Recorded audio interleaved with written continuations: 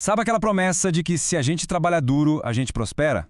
Pois é, para muita gente isso parece que não funciona mais. O caminho tradicional para construir riqueza está meio que quebrado.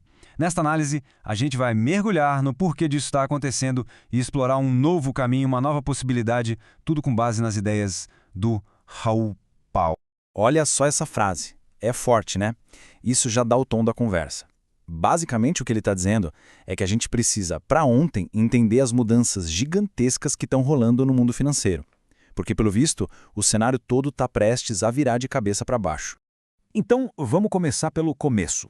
O ponto de partida é essa sensação de que o acordo, sabe, o contrato social e financeiro que existia principalmente para gerações mais novas, simplesmente foi rasgado. Vamos entender que promessa quebrada é essa. A gente ouvia muito isso, né? Que cada geração ia viver melhor que a anterior. Mas a verdade é que com os salários reais parados no tempo há décadas, essa promessa está evaporando. E isso não é só um sentimento, não. Os números mostram. Dá uma olhada nisso. Comprar casa própria, que sempre foi um símbolo de segurança financeira, ficou muito mais difícil. Em 1983, metade das pessoas com 30 anos tinha casa própria. Hoje, esse número caiu para 32%. É uma queda brutal. E claro, essa pressão financeira acaba impactando outras grandes decisões da vida. O casamento, por exemplo. Em 1983, 80% das pessoas com 30 anos eram casadas. Hoje, esse número é de 47%. É uma mudança enorme.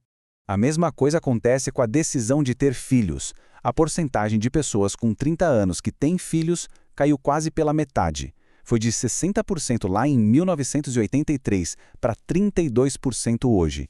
E na maioria das vezes o motivo é o mesmo. A grana está curta. Ok, os dados são claros. A vida ficou mais difícil. Mas a grande questão é: por quê? Por que isso está acontecendo? E a resposta não é tão simples quanto é só trabalhar mais. Tem algo a mais aí. Uma força meio que invisível agindo por baixo dos panos, um tipo de imposto que ninguém vê, mas que está comendo o patrimônio. Sabe aquela sensação de que a gente corre, corre, corre, mas não sai do lugar financeiramente? Como se estivesse numa esteira? Pois é, isso tem um motivo bem específico que age quietinho nos bastidores da economia. E esse motivo tem nome: desvalorização da moeda. Mas calma, não é só aquela inflação que a gente vê subindo o preço do tomate no mercado. É algo mais profundo. É o próprio dinheiro que a gente guarda perdendo valor de forma sistêmica, ano após ano. Para ter uma ideia do tamanho do problema, quando a gente junta essa desvalorização da moeda com a inflação média, chegamos a um imposto invisível de mais ou menos 11% ao ano sobre o dinheiro guardado. Ou seja, na prática, a cada ano que passa, o nosso poder de compra futuro diminui 11%. É muita coisa. E é aqui que o jogo fica quase impossível.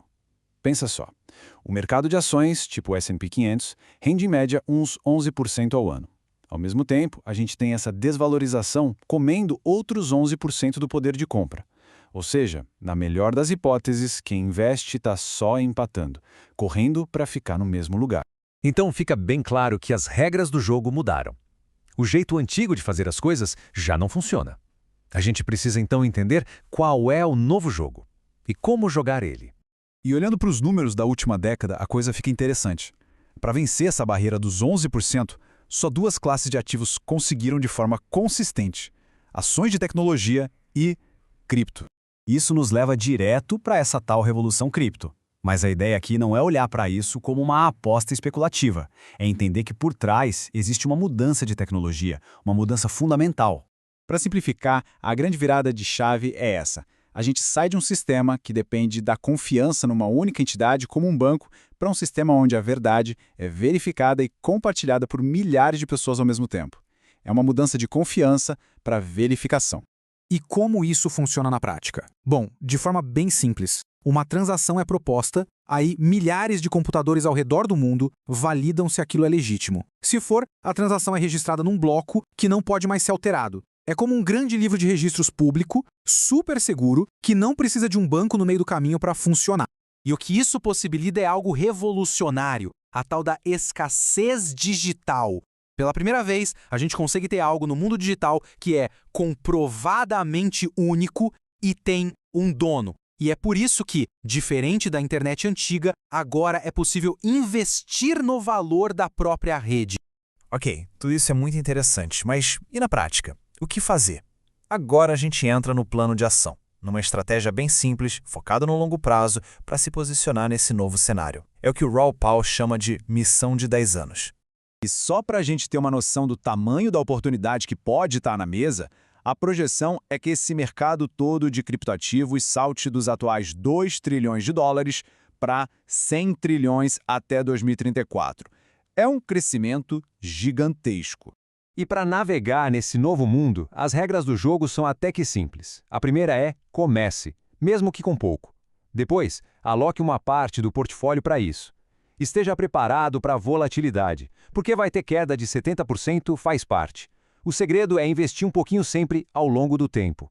E a regra de ouro: nunca, jamais use dinheiro emprestado para investir. E claro, pense num horizonte de no mínimo 10 anos.